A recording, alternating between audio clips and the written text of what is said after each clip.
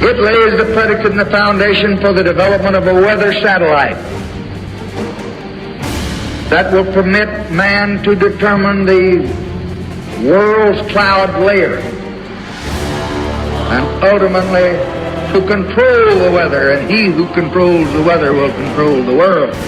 Historic number of tornadoes have left a path of death and destruction in 2023. Is climate change to blame? Question mark. That headline from USA Today. Let's continue from the Washington Post. Tornado deaths in 2023 already more than double all of 2022's. And we're only 1/4 of the way through the year. New from Wikipedia. There have been 422 preliminary reported tornadoes and 410 confirmed tornadoes in the United States in 2023. Worldwide, 64 tornado-related deaths have been confirmed, 63 of them in the United States and 1 in Saudi Arabia. The first quarter of 2023 now holds the all-time record for tornadoes.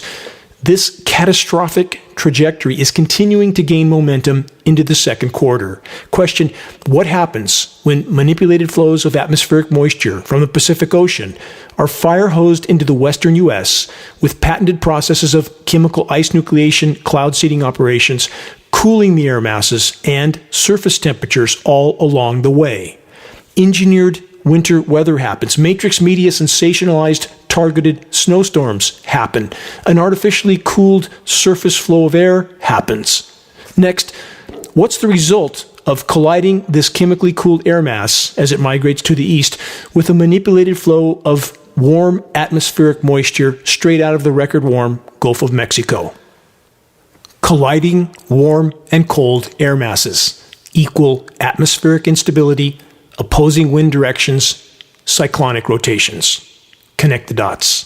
And while doing so, let's consider the following climate modification patterns that relate to cyclonic rotations, patterns that indicate that, at minimum, the climate engineers could suppress atmospheric cyclonic rotations if they chose to do so, but clearly they aren't. Tropical cyclone disruption, patent 1993. Hurricane and tornado control device 2001. Tornado suppression system patent 2001. Hurricane taming and apparatus and method of use patent 2005. Method of interrupting a tornado patent 2008. Method for controlling hurricanes patent 2009. And this report from the Washington Post. Killing killer tornadoes before they strike. Question: is it possible? That's from 2011. Certainly all available data indicates it is absolutely possible. Next, this should also be considered, that the U.S. military officially started its cyclone manipulation operations all the way back in 1947 with Project Cirrus. Question: how far has this technology for cyclone interventions advanced in 3/4 of a century, 75 years? You decide. Search and view the Geoengineeringwatch.org report titled Extensive List of Patents. Perhaps you'll find it an interesting review.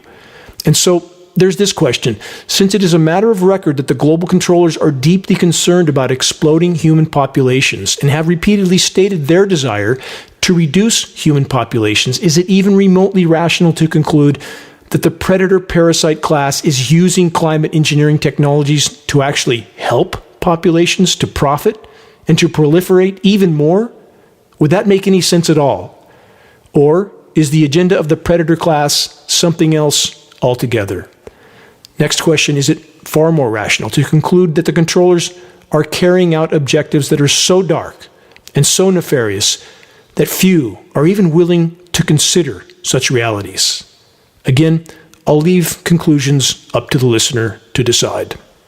What we are told is weather forecasting from what we are told our weather experts are in reality scheduled weather scripts being recited by paid puppets. And the scheduled weather now radically changes from day to day, indeed from hour to hour. Scheduled weather for weeks in advance completely changes, again, in a day or even an hour. The climate system is unraveling. The weather manipulators aren't going to stop. Further, countless other forms of human damage to the planet can't just be turned off. We have trashed this planet in the geologic blink of an eye. Even if all forms of human activity, including climate engineering, were to stop today, the whole of the human race and unfortunately, all life on Earth has passed the tipping point, is through the proverbial guardrail. Again, the question that remains is this: will anyone survive what's coming, or anything? We'll soon see. We have never been in this place before. This is completely uncharted territory. The rate of extinction exceeds anything in Earth's geologic history, and it is accelerating by the day. Millions in East Africa face famine triggered by drought. That's from ABC News. Report says millions of people across Eastern Africa are facing severe hunger crisis as an ongoing drought causes the driest conditions seen in decades, and it continues to worsen. Again, consider these parts of the equation. The climate engineers control the spigot. They have been droughting out nations in Africa for decades, and then forcing those nations to allow U.S. military occupation. That's why you have AFRICOM, the U.S. military bases all over Africa. When the U.S. goes in to not just a country, but often a continent, in this case, to extract resources, they do it by force, overt and covert. The point of a gun or environmental modification methods like climate engineering bring populations to their knees without those populations ever even knowing they're under assault, and corner the government to comply with whatever the U.S. empire wants. That's how the system works. Again, a reminder of this example. The list of Middle Eastern countries that were to be targeted immediately after 9/11, a list that was given to former NATO Supreme Commander General Wesley Clark, a list that clearly existed before 9/11 even happened. Every Middle Eastern country on that list subsequently underwent a once-in-1,000-year drought. That's statistically, mathematically impossible, that type of coincidence, without climate engineering being involved. And in fact, the leaders of those countries, as I've stated in previous broadcasts, in the case of Iran, on the floor of the UN, stating NATO was cutting off their precipitation, destabilizing their food production, and thus their country as a whole. What's happening in the U.S. right now? Again and again and again, agriculture regions are being targeted with weather cataclysm, flash freeze, flash drought, flash flood, massive hail at key times in crop development, again and again. The train derailments are certainly off the scale, aren't they? And the amount of food processing facilities that have mysteriously burnt down is truly puzzling, isn't it? Or is it? And what about that bird flu that keeps popping up and killing all our poultry? From every conceivable direction, food supplies are crashing. And let's not forget to mention the fisheries, also collapsing around the globe because the oceans are dying. Climate engineering core factor there as well, destroying the ozone layer, which is allowing immense UV radiation to bombard sea surfaces, which is killing plankton, the basis of the food chain, not just for the ocean, but for life on Earth, because plankton produces the vast majority of atmospheric oxygen, up to 70%. No plankton, no people. Climate engineering inseparable from all of it. And as all this is going on, what are most Americans doing, especially this week? They're caught up in the latest scripted political idiocy, completely distracted with absolutely no clue that they're about to be run over by the oncoming train. No clue. And that's exactly what the controllers want.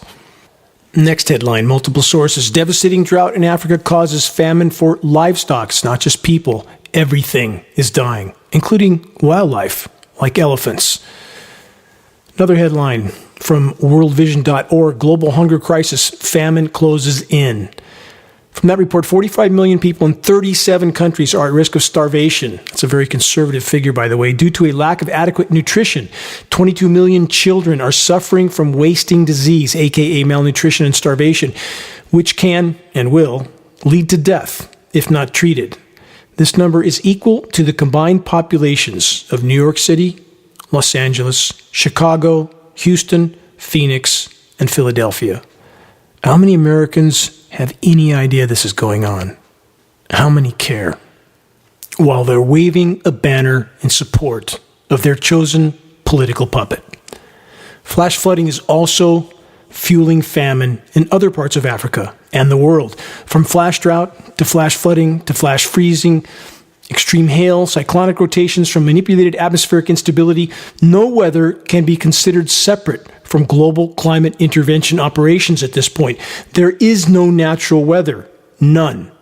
Climate engineering, aka weather warfare operations, are shockingly visible in skies all over the world. Yet, the vast majority of populations continue to pretend they see nothing. The so-called climate science community continues to pretend the spraying of our skies with toxic nanoparticles by geoengineering jet aircraft is only a, quote, proposal. Just another day in the planetary asylum. Planet Earth is under siege. This is Dane Wigington with geoengineeringwatch.org. You're listening to the weekly installment of Global Alert News, the end of the world as we know it broadcast, commercial-free, non-political, and covering the most dire and immediate threats we collectively face. Moving on, more puzzle pieces. The following question has been thrown at me more times than I can count. Quote, why would governments geoengineer over their own citizens? Why would they use weather as a weapon with toxic elements being sprayed into our skies? Here's my answer. Why wouldn't they? Should we expect the criminals that control governments to refrain from the geoengineering jet spraying of their own citizens because they care so much about what they call, quote, again, the useless feeders, end quote?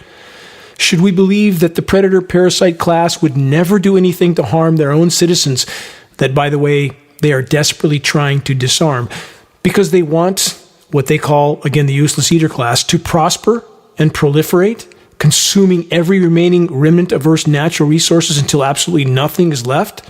Is that what you think the global controllers want to have happen? And they know what's happening. They're the most responsible for creating this paradigm. How could they not know? Those who are still blindly trying to convince themselves that highly toxic weather warfare isn't real, even though they can see it in the sky with their own eyes, because the controllers wouldn't do this to us, or ultimately themselves. Time to wake up. They already have. They already are. Completely unchecked power has metastasized into a malignant cancer of total control that's permeated all major institutions in society. Does a cancer intend to kill its host? In this case, planet Earth and the entire web of life? No. That isn't the goal, but it is the end result. The objective of the cancer is to proliferate, to expand, unchecked. The host eventually dies. New from multiple sources, finally some pushback from academia, but nowhere near enough. This headline from this week, geoengineering is not a quick fix for the climate crisis, new analysis shows. From that report, a new study debunks the idea that solar geoengineering is a temporary measure to reduce warming and meet climate targets. We've already done that. We already have climate study that has done this. Where have these people been? We already know from recent climate study that the entire premise of solar radiation management, aka to spray the skies with light-blocking particles to reduce some of the sun's incoming thermal energy, is flawed to the core. It's mimicked on volcanic eruptions that temporarily cool the planet, but then after a year or slightly longer, that trend changes into a protracted warming caused by the same event. Solar radiation management and climate engineering is about power and control. It is a weapon of war.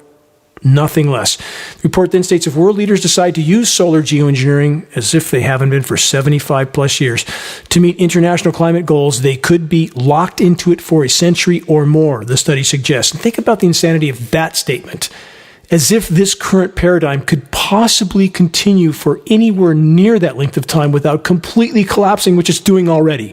From the banking system to the Ponzi scheme stock market, biosystems all over the planet completely collapsing, fisheries, crop harvests, and they think that, gee, if we do it, we might have to keep doing it for 100 years. In what reality would that occur?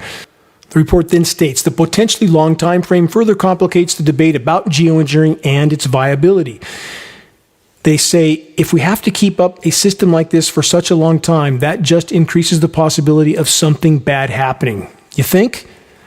Like all the bad things that are happening, especially when this is being used as a weapon of war, there's no benevolence in these programs. Zero, none. They are malevolent, top to bottom.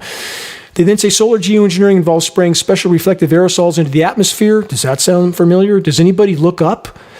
How obvious can it be that this is going on? To beam sunlight away from the Earth, lowering global temperatures. That's not working out so well, is it? The only way they're lowering global temperatures is by chemical ice nucleating operations, and when they spray these canopies into the sky, on some days it creates an actual lens effect, making it more intense, aka the UV and the radiant heat from the sun is worse, not better, and all of this canopy traps heat at night, doesn't let it return into the atmosphere. How simple is that? Final statement from this report. Solar geoengineering risks and side effects range from possible damage to the Earth's ozone layer, been over that way too many times, to inadvertent changes in global precipitation patterns. It's just an idea for now, the report says. Again, I will never accept that the so-called science community is this immoral, this willfully blind, this willing to pretend whatever the power structure wants them to pretend, that this isn't really going on. So they give them a little bit of leash that they can put out an article like this so long as they don't actually admit to this insanity that's so visible in our skies.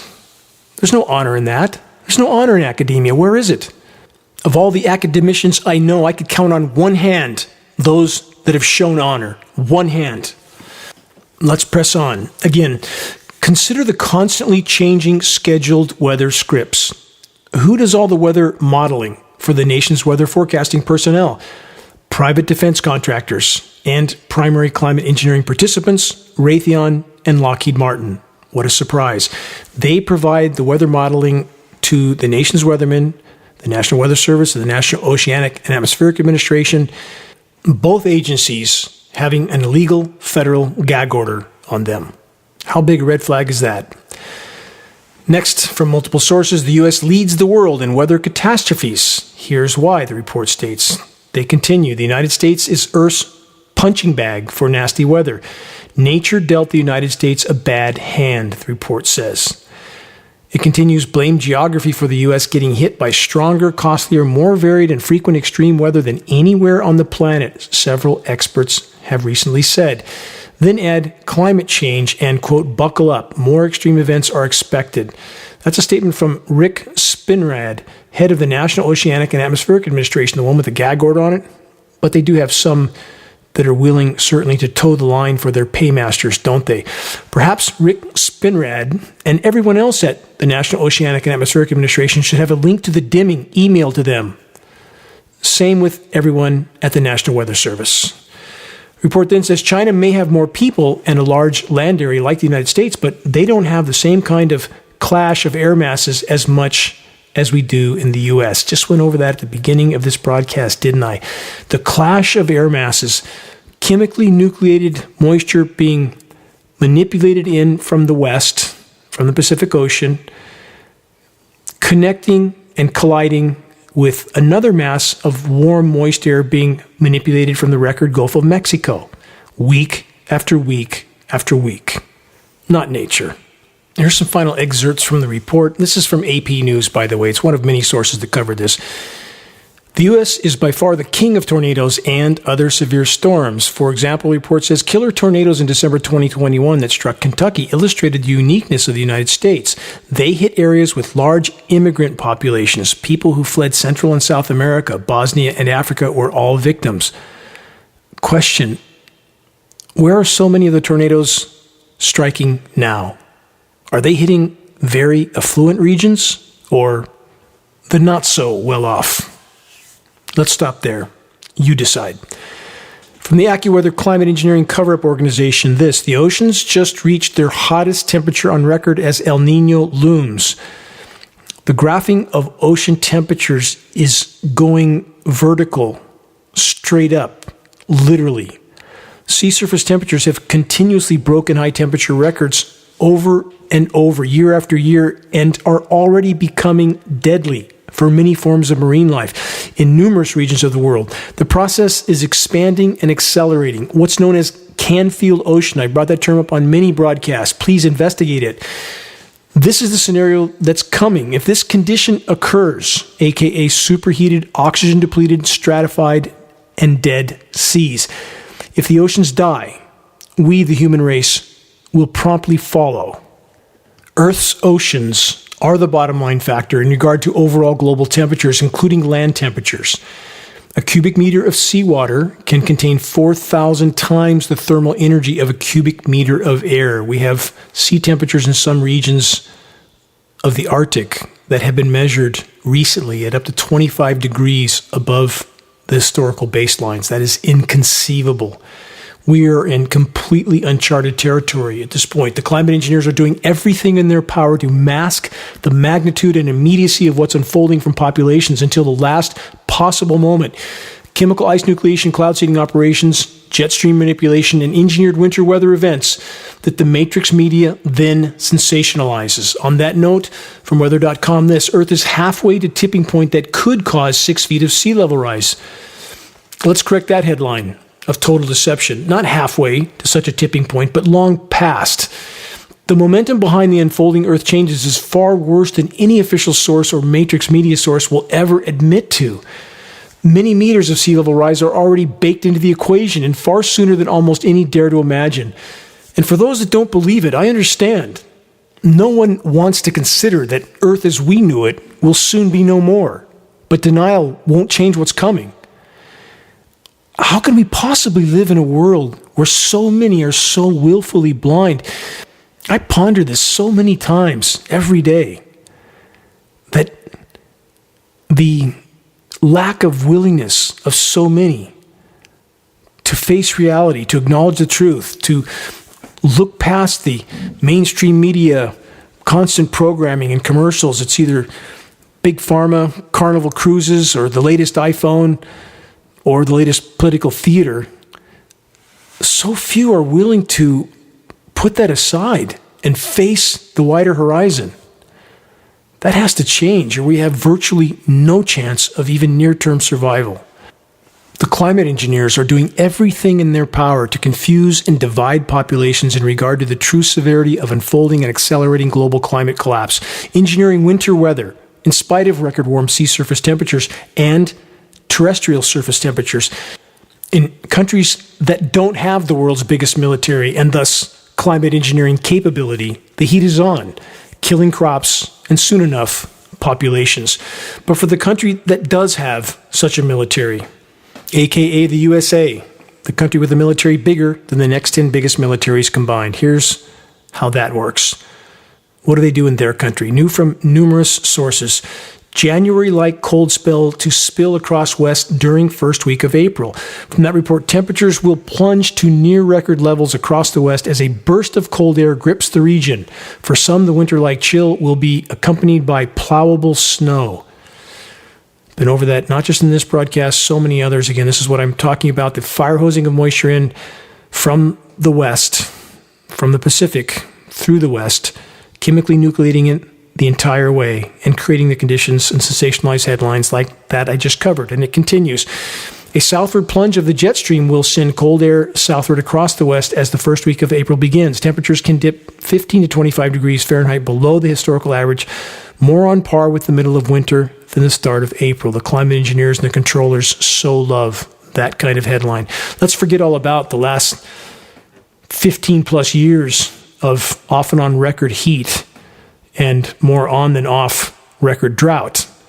The climate engineers and the controllers know all they have to do is engineer some surface winter weather and add a headline like that, which I just covered, and so many forget all about what the past was. Next to headline, same theme, powerful April blizzard to unfold across northern plains. New from the LA Times, California's snowpack is the deepest in at least 70 years. The headline then says, now get ready for the big melts. Quick statement for the record. For those that think all this snow is just the result of nature, aka naturally ice nucleated and non-toxic, think again. The chemically nucleated frozen material melt-off is actually further fueling the already catastrophic forest die-off, along with everything downstream. Toxic waters translates to toxic farm irrigation and toxic food supplies. Don't eat the snow. Next headline, it seems the weather makers have much more planned for the weather warfare weary residents of the once Golden State. From kqed.org, this winter's floods may be, quote, only a taste of the mega floods to come, climate scientists warn. The report says climate scientists warn that what Californians have lived through in recent months is just a preview of what's to come, with exponentially worse flooding predicted in future years. Again, the translation of that headline: the climate engineers have even more severe weather warfare scheduled for already struggling California populations. Backing up for a moment to the Northern Plains snowstorm that was scheduled and occurred this week, here's a little additional data from that report. They say a large temperature contrast between Arctic air coming in from the north and the west and warm air from the south will feed the storm and cause it to deepen rapidly and generate powerful winds. They continue, the storm is also expected to trigger another outbreak of severe thunderstorms and tornadoes, which occurred as scheduled just days after the storms unleashed destructive tornadoes from Iowa to Wisconsin to Arkansas. At the time of this broadcast, the climate engineers have scheduled yet another round of potential freezing temperatures in agricultural producing regions of Northern California. If they can pull it off, that should be the final blow in this year's engineered crop-crushing flash freeze fiesta.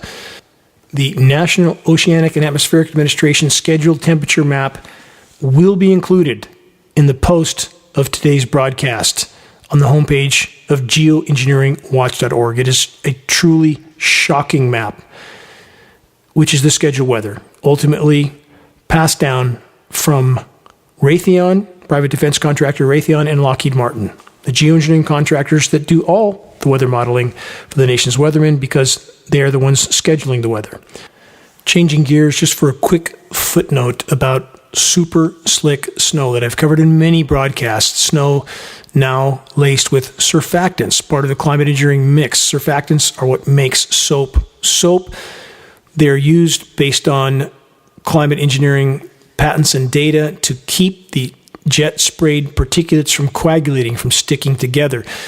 With that in mind, new from ScienceDaily.com, graphene can act as surfactant. From that report, researchers found that at a particular size, below 1 micron, what is called amphiphilic behavior is possible.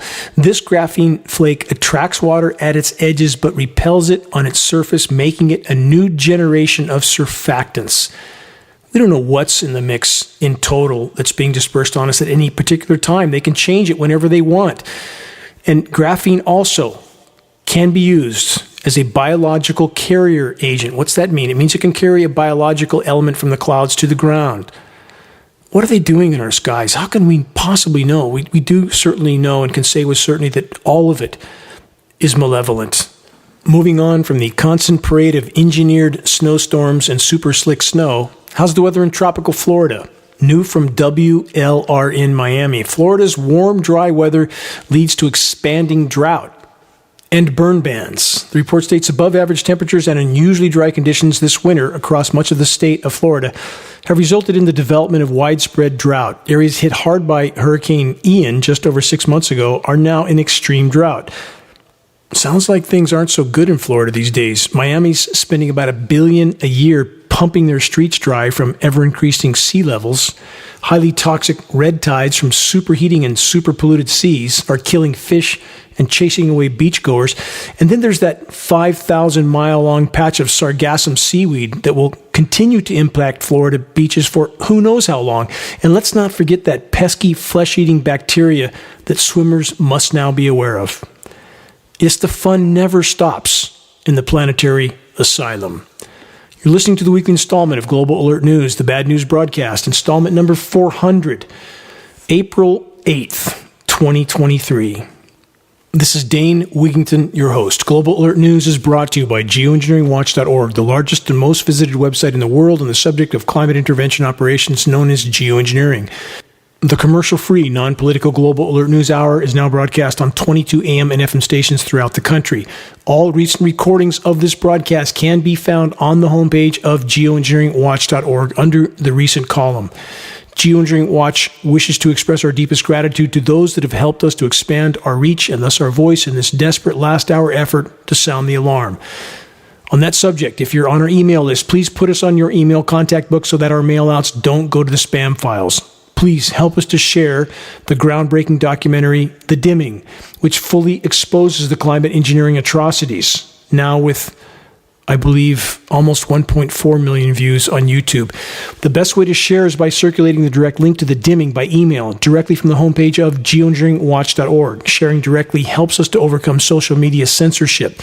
When viewing our YouTube of the dimming or Global Alert News or any other Geoengineering Watch video on YouTube, please subscribe, share, and comment, which helps us to circulate critically important data to a much wider audience. How do we reach those that still aren't looking up? Which is many, isn't it? Geoengineering Watch awareness-raising materials can be found on our homepage. Our only goal to provide activists what they need to move this fight forward. There's very high-quality printed materials with shocking images. A picture is worth 1,000 words, as the proverb goes. We now have new Geoengineering Watch hoodies to go with our new Geoengineering Watch shirts, both with very high-quality 4-color images on both sides. The images of a military jet tanker descending down over the planet and spraying. A dimming sun is in the background with this caption, "Stop Climate Engineering, Investigate." And below that, geoengineeringwatch.org, so that people can find a credible source of data to continue their investigation. Scannable business cards and bumper stickers, all effective tools to help strike up a conversation on the climate engineering issue. Waking the masses to the climate engineering onslaught is the great imperative. If we can expose it, we can stop it from the inside out. If we can wake the families up of those that are participating so they know what their family member is participating in, that's when the scenario begins to shift in the right direction.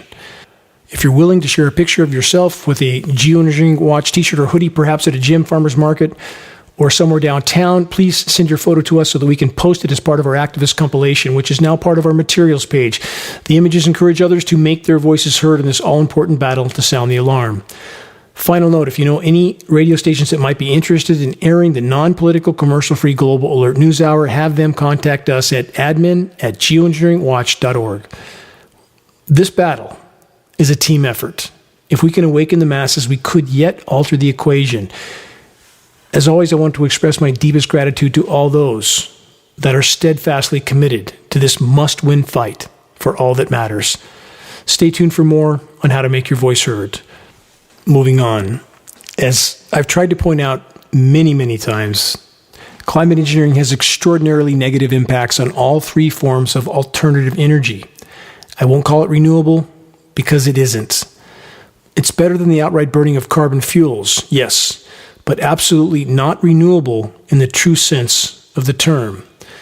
With all that in mind, from agnews.com, USDA releases $1 billion to incentivize rural renewable energy grants. From that report, farmers and small rural businesses looking to make their operations more energy efficient and add renewable energy to their farms or businesses now have more funding opportunities, with USDA opening $1 billion in grants under the Rural Energy for America program, acronym REAP, the largest funding expansion in the program's history. The Biden administration announced the funding availability. Let's recap for the record the climate engineering alternative energy overlap. Climate engineering operations are drastically reducing solar power output by blocking direct sunlight. To put a percentage on that statement, and this is, again, what got me into this battle in the first place, my loss of solar power uptake from whatever these aircraft were emitting, on some days losing 60, 70, 80% of my photovoltaic output from aircraft emissions. That cannot be condensation. Indeed, it isn't condensation. And that's not to say 80% of the light is gone. That's 80% of the direct sunlight, which solar power panels need, or they will not function, period. And yet we're pushing all this solar power energy while we're spraying the skies to block the sun. Total insanity. That's the human race at this point, and the public pretending it isn't happening. Next, climate engineering operations are drastically reducing overall wind power by creating all or nothing wind pattern scenarios. Little or no wind means no wind power. Too much wind, no wind power, because the turbines must be turned off to avoid damaging them.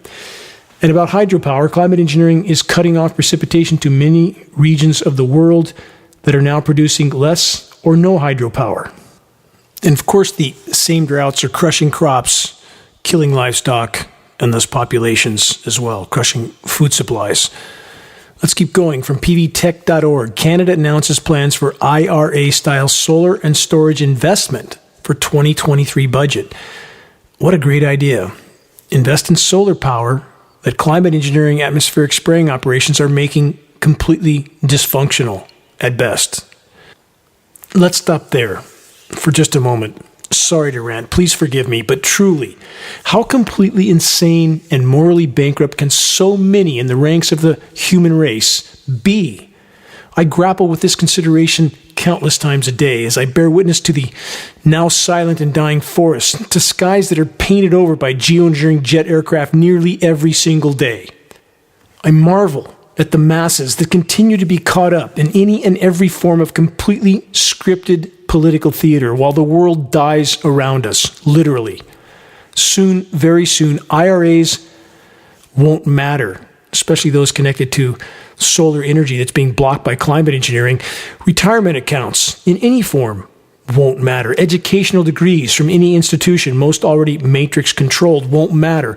Long-term planning will have little or no point. Near-term survival will be the prevalent objective for the vast majority. So, if true, does that mean we should all just sit down and give up? No. Absolutely not. The rapidly darkening horizon must be our clarion call to action, our summons from the Creator to man our individual post and to do our part no matter what comes. All of us, each of us, must decide for ourselves what we will do in the time we have. And while pondering that, ask yourself, what do you want to be found doing with your time when you meet your Maker? Next, from Politico.com, how the climate movement learned to win in Washington. From that report, after a staggering defeat, environmentalists needed a plan they could sell. Thus began a decade-long climb propelled by mass protest, heavy campaign spending, and intense lobbying. And all the while, not a single word about the single most destructive human activity of all, global climate intervention operations. Total hypocrisy in the ranks of the so-called climate movement and all the environmental groups that are part of it. The major environmental organizations are, just like Matrix Media, manipulated by those who control the flow of money. So again, in summary, what is known as renewable energy is not, and it's not going to save us. And certainly, the so-called environmental organizations are definitely not going to save us. But this clarification, to go with what I just stated, I am absolutely not denying our collapsing climate from countless forms of human activity. It's not a this or that equation. It's this and that and many other things. Climate engineering is simply making an already horrifically bad situation exponentially worse still. That's the equation we face. New from the Epoch Times. This. Experts issue new climate warning, but past forecasts hurt credibility. From that report, decades of climate predictions that haven't come true are hurting climate science credibility. Cataclysm that appears to be just around the corner fizzles out as the deadline approaches. The Epoch Times then states, risk of wildfires, permafrost degradation, biodiversity loss, dry lands, water scarcity, tree mortality, and loss of corals, let's call that last one what it is, oceans dying on every front, is, paraphrased, not necessarily happening because, quote, the evidence is inconclusive. Really, inconclusive. Let's ponder that for a moment. Our oceans and all forms of life in them are dying by the day. Plankton and fish populations crashing or already crashed. Insect populations already crashed. Global wildlife populations crashing or already crashed, depending on the species. And the information is inconclusive. How many people look no further than some sort of media source telling them what they want to hear? Go back to sleep. Everything will magically work out. Let's all think happy thoughts and live off of hopium. That's not going to save us. What will it take to make the story end well? Doing what you know you should do, regardless of how much the odds are against you. That's an ending that matters. New from CNN and many other sources, as mentioned at the start of this broadcast, the oceans just reached their hottest temperature on record as El Nino looms on top of already record temperatures. The report then states, here are 6 things to watch for. First, the world could reach 1.5 degrees of warming for the first time. Too late for that. That happened perhaps 2 decades ago. We are likely Now, with unfiltered data past 3.5 degrees Celsius of warming above pre-industrial baselines, we are past the point at which humans have existed on this planet. It doesn't mean we die overnight, but it means the planet's life support systems are failing. Indeed, they are. 2, there could be more drought-busting rain in the West. Been over that in this broadcast. That's at the discretion of the weather makers, the climate engineers. They control the spigot. 3, drought, heat, and fires elsewhere. Again, the climate engineers choose. Please search the engineering wildfire section on the homepage of geoengineeringwatch.org. Search specifically Wildfires Serve Geoengineering Agenda, one of our most important reports. Climate engineering at the core of all of this. 4, warmer Pacific Ocean fuels stronger cyclones. The hurricane manipulation operations, covered that at the start of this broadcast, started 1947, U.S. military with Project Cirrus. So although warmer oceans do in fact spawn and potentially fuel stronger hurricanes, aka cyclones, it's the manipulation of those storms that we must bring to light. 5, coral reefs could see catastrophic bleaching. Oops, too late on that one. Has already happened. I've been to 2 expeditions to the Barrier Reef. It was starting to go downhill then, and this was quite some time ago. They are catastrophically bleached now. And the bigger ecosystems, the kelp forests of the southern coast of Australia, western coast of the U.S., 95% gone. Total collapse. 6, more Antarctic ice melt, question mark? That's their question mark, not mine. Why would they put a question mark? Of course, as the planet superheats, ice will melt. No matter how much sea surface ice nucleating they do, and they are ice nucleating the sea surface to create slush on the sea surface to mask the true severity of polar sea ice meltdown. It'll come to light soon enough. Wait and see. From NewScientist.com, deforestation in Venezuela surges as gold miners ransack the Amazon. That doesn't sound like very good news, does it? The loss of pristine forest is estimated to be increasing by around 170% annually. How long does anybody think that can continue? That statistic was from Venezuela, and that's an even faster rate than Brazil. And it's as a result of state-sanctioned gold mining. More harbingers of human stupidity, destroying what's left of an essential life support element on the planet, the Amazon forest, to get a shiny little metal that won't mean anything on a dead planet. From the Times of India, global warming will cause conditions beyond human tolerance, aka no food, and the wet bulb effect. What is the wet bulb effect? It's when the combination of temperatures and humidity reach a threshold which is intolerable to the human body. The body can no longer cool itself, and those temperatures are much lower than people might imagine. Historically, on planet Earth, as the temperatures skyrocketed, humidity would drop no more because the atmosphere holds 7% more moisture for every degree C of warming. So now we're seeing combinations of temperature and humidity that create heat indexes that are up to 150, 160 degrees. That's the feels-like temperature for the human body because it can't cool itself. People are already dying from this. It's already occurring. It's going to get worse at blinding speed. From ScienceAlert.com, NASA assessment finds sea levels have risen over 9 centimeters in just 30 years. The report says seawaters are rising by large measurable amounts.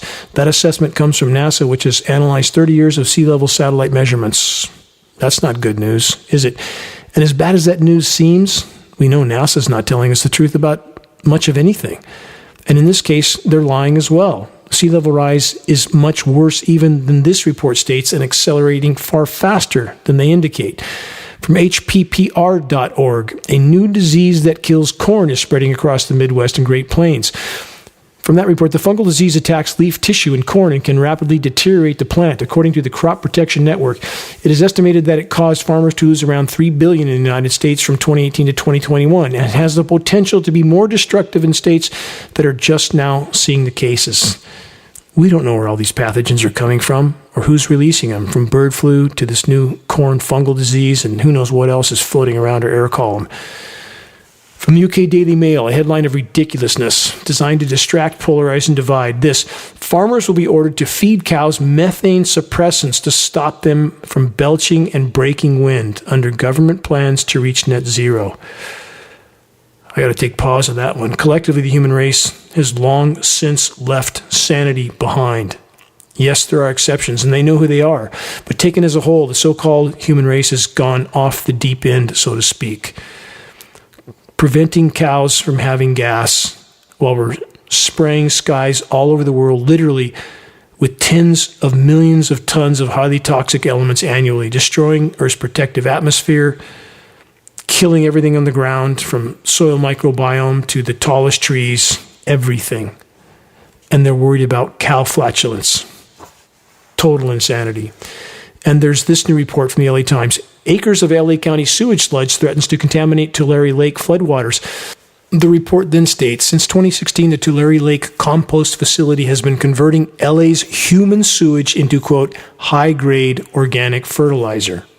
Ever wonder exactly what's in the bag of so-called organic fertilizer that you're spreading on your vegetable garden? Now you know. And now it seems, thanks to the ongoing crop-crushing weather warfare being waged in California, from the worst drought in over 1,200 years, conservatively, to record levels of toxic chemical ice nucleation, frozen material, aka snow, and record flooding with proven toxic rain that's already laden with a plethora of climate engineering fallout and PFAS forever chemicals. It just keeps getting worse, doesn't it? Everything is contaminated in our world, everything. On that note, this headline from this week, multiple sources, child growth and development hampered by PFAS in blood, study says. This reminder of recent science reports, PFAS forever chemicals are in every single drop of rain all over the planet, no exceptions. So this study then states, potentially toxic chemicals found in everyday products, including fast food wrappers, makeup, carpeting, etc., and every drop of rain, as I just stated, are altering hormonal and metabolic pathways needed for human growth and development. According to a new study, changes in these metabolic markers can be indicative of a number of different health outcomes in the future for the children, such as an increased susceptibility to obesity, insulin resistance, increased risk of fatty liver disease, and potentially cancer. Where are parents? Where are the so-called loving parents that refuse to look up and acknowledge that we're being sprayed like lab rats every single day? Where are they? Here's a parent that we would do well to mimic from numerous sources this week. A bald eagle who went viral for refusing to leave its nest during a snowstorm lost its only chick after the nest fell to the ground. For those that saw the photo of this eagle buried neck deep in the chemically nucleated so-called snow, being dumped on the entire web of life by the climate engineers, it was absolutely moving to the marrow. No matter how much it hurt, I couldn't take my eyes off this image. The most majestic and noble of creatures, with only its head exposed, buried in chemical snow, but steadfastly refusing to leave its baby. When the true magnitude of suffering and death to all the innocent creatures of the world from the ongoing weather warfare operations is considered, it is impossible for me not to be filled with rage, a controlled rage that has for so many years been my fuel for this fight. I will never give up, ever. And to all those that have summoned the courage to steadfastly join this all-important battle for everything we hold dear, you have my undying respect, my deepest gratitude. Thank you for marching with me in this all-important effort in spite of the odds. During my most difficult moments, I ponder the lessons I've learned from extremely arduous solo ascents up limestone mountains in the trailless wilderness near my off-grid home. On all fours at times, scratching and clawing my way up the steepest sections of the journey with a 60-pound pack on my back. The trek to the top of the limestone peaks is about 8 hours, non-stop, at a fast pace. This is after canoeing across the Pitt River to reach the base of the climb. Every time I reach my destination at the top of the mountain, I prepare for a night of isolated contemplation on the summit. So-called civilization is so far away. In the distant valley, it's barely visible, and yet, all too often, above my head, the climate engineering jets are spewing their filth into our once blue skies and once brilliant star-filled nights. In the long hours of such nights, I gaze into the heavens and wonder, how is one to live when there's literally no escaping from the insanity? What's one to do? I found only one way forward: to fully resolve oneself to face the gathering storm head on, To man, one's appointed post, no matter what comes, till the end, till relieved of duty by our Maker. As the sun's first rays glimmer on the eastern horizon, I know it's time to march down from the mountain. I know it's time to continue marching forward in this fight. Now over 20 long years for me. None of us can know with certainty what this possible final chapter of the human race will bring. There's so much that we can't know. But whatever the future holds, the confidence that comes from the determination to do what's right because it's right can never be shaken. Our will can never be taken, ever. Each of us has been entrusted by the Creator to be the guardian of our own free will. What will each of us choose to do with this greatest of all gifts? The sand in the hourglass is running down at blinding speed. Yet, if we stand together, collectively, we can still make a profound difference even at this late hour. Check the activist suggestions link on the homepage of geoengineeringwatch.org for specific details on how you can help to move this fight forward. Share credible data from a credible source. Make your voice heard. Make every day count. Stay strong. Never yield to the insanity, ever. Until next week, this is Dane Wigington from geoengineeringwatch.org.